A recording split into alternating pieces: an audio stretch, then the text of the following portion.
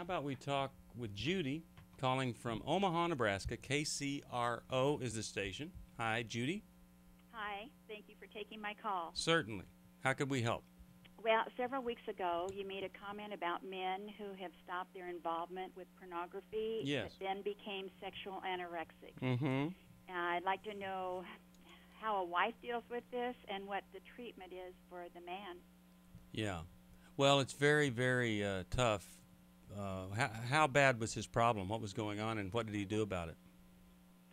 Well, he was involved, I guess, with one-night stands 2 different times. Mm-hmm. And I don't know that how much he was involved with the computer, but he did go through a men's integrity class at church. But I don't believe that they dealt with how that, the response in the marriage.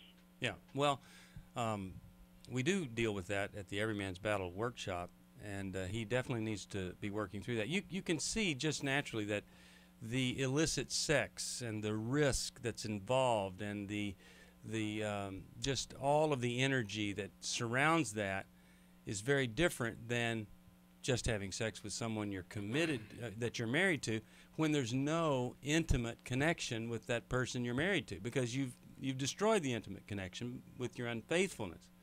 And so it takes time for that to be rebuilt.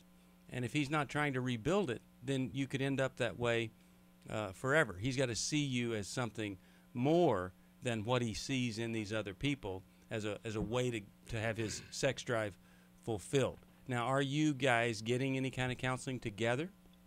No, we've had some in the past, but we never got into. Well, you need a little more intensive care there. Jill, what are your thoughts? I definitely think you need to get into some couples counseling, because it is a very different experience. He's not just going to have sex with you, so it's learning to be intimate. And he may be very frightened. And so as a protection, to swing the complete opposite direction from kind of being over-sexual and just into the sexual act, to just shying away from it completely and not even knowing how to approach you on a more intimate level. So, well, one of the reasons why I think what Jill is saying is so important about the couples part of this is generally speaking, what somebody does is they take some need or part of themselves that they can't bring to the relationship, and it gets sexualized with someone else, and that's a compartmentalized aspect of who they are. And Steve, when you said the intimacy that's in the marriage, the Bible's word for sex is the word no. Now, we think that it's N-O, right? It's actually K-N-O-W. And when you see, for example, Adam knew Eve and she conceived. Well, intimacy and sex, full knowledge of another person, what they're feeling, what they want, what they like, what they don't like, and I'm talking about in all of life, that's what marriage is supposed to be. Now, what happens is when couples get into conflict, there's some aspect of the man or the woman that doesn't feel like it has a space in that relationship. It may be their disagreement, it may be their weakness, it may be their struggle, it may be their strength, it may be their talent, it may be their will.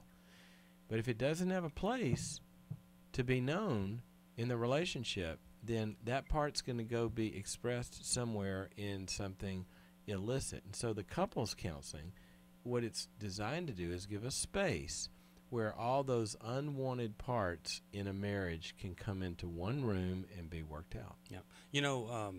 Sex being a byproduct of a deep, intimate relationship is something a lot of men have never, ever experienced, that kind of sex. And to go from the kind of sexual experience they've had to knowing, and I'm sure they told him this in the class, knowing that this knowing of the other person produces this sexual desire and this connection, it's a foreign language to him. And until there's some reparative stuff going on there, essentially what he's done is he's stopped what he was doing.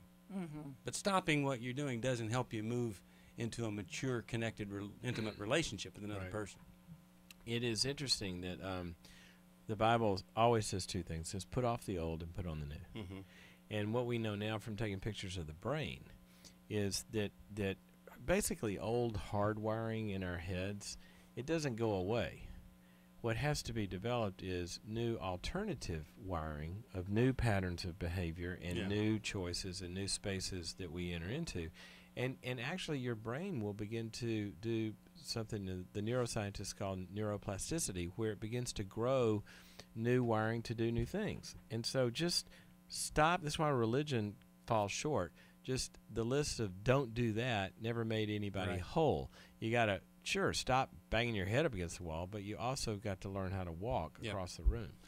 All right. Well, I'm glad you called, and I'm going to send you a copy of Every Heart Restored. I hope that that'll be a blessing to you. It's a wonderful book. And then also, you know, at the New Life Weekend, we have a group of women who have been married to a sex addict or someone struggling with lust, and it's called Every Heart Restored. Well, and that's so important, Steve, because it's so painful for the women. So, you know, for Judy calling in and talking to us about this, I mean, you really have a lot of pain in this and not being able to be connected to your husband. And so we really feel for you in that. Yeah.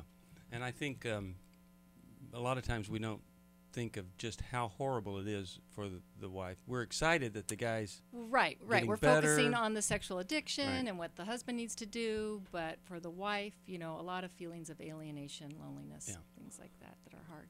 Well, if you've got somebody in your family, that's struggling in this area, we'd sure like for you to call us and ask us about the New Life Weekend that is Every Man's Battle Weekend. It's just for men.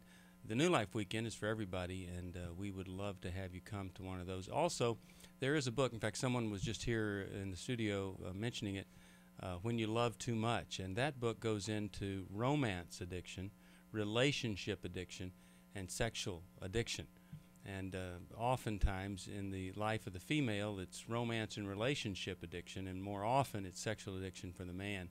This explains all that, the differences, and it's called When You Love Too Much.